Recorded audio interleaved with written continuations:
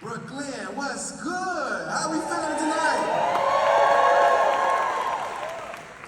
I want to say welcome to Runway of Dreams, a fashion revolution of 2023 at New York Fashion Week. I'm your host for tonight, Shaquem Griffin.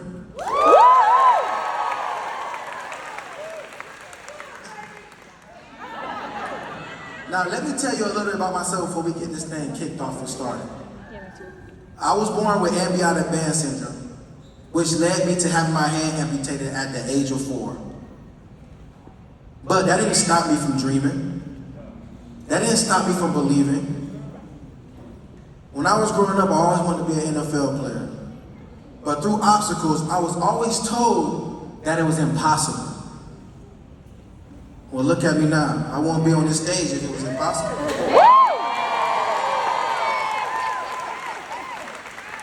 And I'm so thankful to be a part of Runway of Dreams because tonight, they are making dreams come true. And I also want to say, let me take me a second. Y'all check out this outfit. I'm feeling good, so I must be looking good, but you tell me.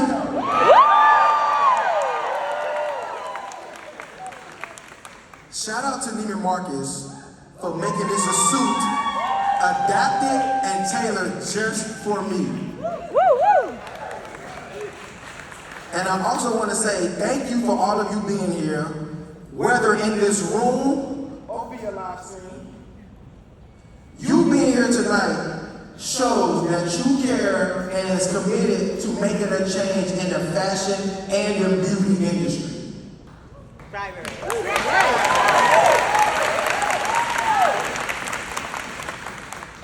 I also want to thank you for celebrating inclusion for people with disabilities and making this night a priority. I have the pleasure of being a part of the spring campaign for inclusion for Runway of Dreams and just so amazed of how far they have come in terms of adaptive and universally designed clothing. Everything happened so fast. All of this started in 2014. Can we get a hands for that?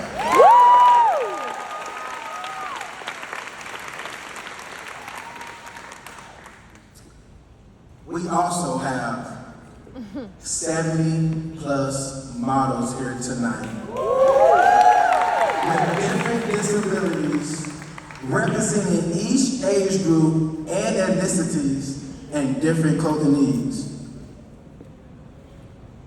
But let me take a moment.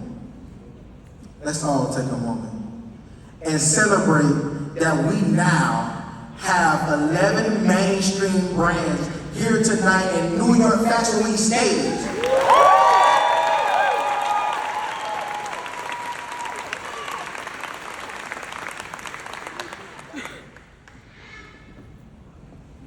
I can tell you one thing. Ooh, y'all in for a show tonight. We are Fashion Revolution. Hey. So for those of you watching, I see you over there. Make sure to share, like, and donate, and make sure we celebrate this monumental moment here tonight, because we all a part of it. And with no further ado, please help me in welcoming to the stage Runway of Dreams Board of Trustee member Gary Scheibel.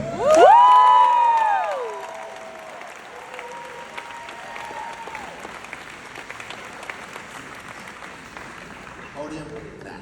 All right. Anyway, it is so great to be here. The energy, the vibe in this Brooklyn cool venue. Wow, so cool.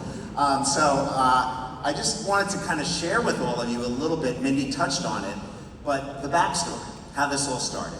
So I got a call from one of my licensee partners who had the kids, or Tommy Hilfiger license for kids. And he called me, he said, Gary, there's this woman who is wildly passionate about inclusivity for people with disabilities in the fashion business. And he said, and she's been talking to all kinds of people, but no one has yet really taken it seriously. And I said, Mark, get a meeting. Let's get a meeting going. So sure enough, Mindy comes over to my office at Tommy Hilfiger with an entourage. I mean, it was a pretty big group, very impressive. And I had some of my senior leaders in anticipation of it being a productive meeting, and my design, sourcing, and merchants sitting in the meeting with me. All great people who all care about doing the right thing. And Mindy had a very well-prepared speech, or pitch, I should say, probably about a 45-minute kind of thing, and she started off just explaining, which I didn't really know at the time, I know a lot more now, that people with disabilities, as we've said, is the biggest minority in the world, and they've been ignored. They've been not underserved, they just haven't been served by the fashion industry. That's crazy, right? So I'm listening to that. Already she kind of had me at a low, and then she told me the story about Oliver, and which she just told you guys, so I won't repeat it. And Oliver is here, and he's an amazing young man. Oliver's a mouse. He flew in from Tulane, from New Orleans, to be here, which is incredible, and he's such an inspiration. So anyway, I'm listening to this, and I said, Mindy, okay, you know what? We're in. We're going to do this. We're going to lead a movement. We're going to do this together. It is so the right thing to do, and no one's doing it. I can't even believe that. So right after that, we partnered up with the kids business and did a line for our Tommy Hilfiger's e-com site. And we created this Tommy Adaptive tab, and it was children's only. So Mindy was in our offices working very closely with us on the kind of just all the modifications and the adaptations and just the styling and so on. And she was up in a studio doing a big fashion shoot so that we could put all these models on Tommy.com for the first time ever and lead this thing. And she said, Gary, you gotta come up. Just come up and take a look. And I was in the middle of the meeting, I said, all right. And I zoomed up and I walked in, and the look on all of these parents and these kids' faces just literally blew me away. It was a very emotional moment to see these kids who have never been able to dress independently, to have this confidence in their eye, this feeling like they care about me, we're not being left behind. It was really an incredible moment for me. It was very emotional. The parents, the kids, the whole thing. So I went home that night, and I couldn't stop thinking about it. The next day I came in and I said, Mindy, we need to do men's, women's, kids, accessories. Like, we've got to really go after this, but it's going to require putting a business plan together and selling it to the CEO of PVH and the CFO. So we put a plan together. We were very excited. We go in, and basically, Manny Chirico, who was the CEO of PVH at the time, he looked at me and goes, Gary, you're trying way too hard. Kind of with Mindy when she was presenting to me. And within literally like 10, 15 minutes, he's like, we love it. And again, it aligns so much with the PVH values, because we really do care about not just selling clothes, but giving back. It's more than just, kind of bringing up the numbers.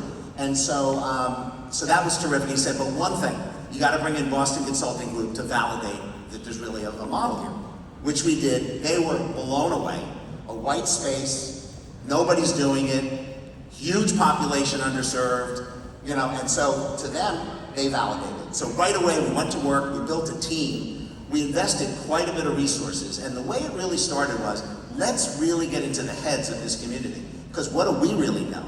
Unless you're living with a disability and you're in a family and going through all of those things. So we did focus group, significant focus group work.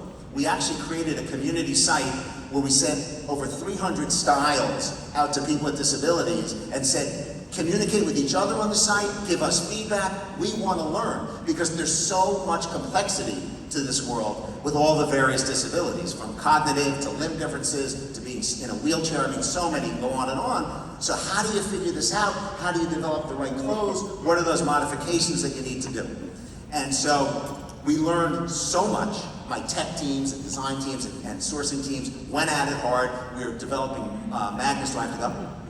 I'm just going to tell you, they was dying backstage. Okay, there's time. So very quickly, all that went very, very well. And, it's just amazing to me to now be here. It was one brand with 20 models coming down the runway. I always said we were going to lead this movement, and it's untapped. And now we have over 10 brands coming down the runway, over 70 models, as they said, and it's really just the beginning. So on behalf of the foundation and all of us, we're so thankful to have you here. Hopefully you'll think about, supporting, continuing support and donating. We love you all for being here. I think you're gonna have an amazing night. Enjoy. Thank you.